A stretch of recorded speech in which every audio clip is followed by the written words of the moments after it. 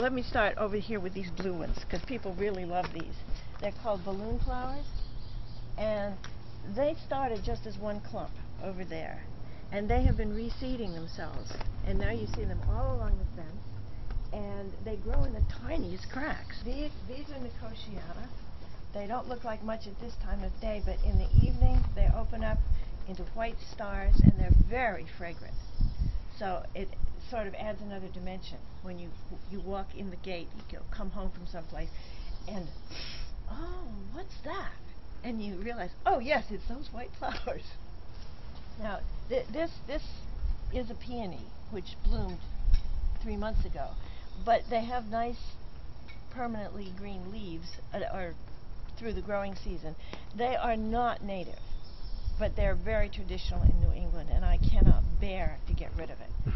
These flowers are from Mexico. They're zinnias, but again, they're spectacularly beautiful. They're annuals, and so you plant them once a year. They don't reseed. They do attract a lot of insects, which is one of the things I have found most fascinating. Is different plants attract different insects. Some attract large numbers.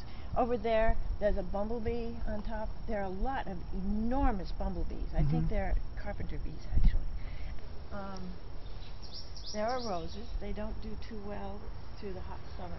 Most of the roses have been dropping leaves and so forth. But when they bloom, I mean, they're just so elegant. This is an English rose called Pat Austin, and I can't resist it.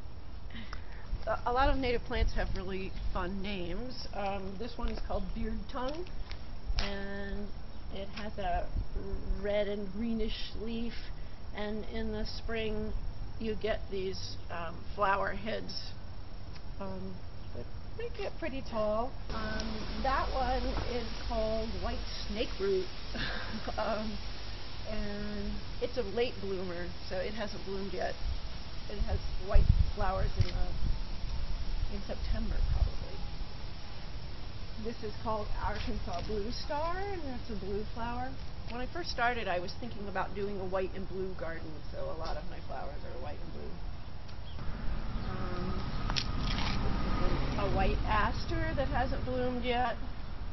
The bugs have gotten the leaves a bit, but one thing I want to mention is that I'm not afraid of having a few pests in the garden and having them eat some leaves. The bugs are good for pollination, and birds love to eat them as well, and I'm always trying to attract birds.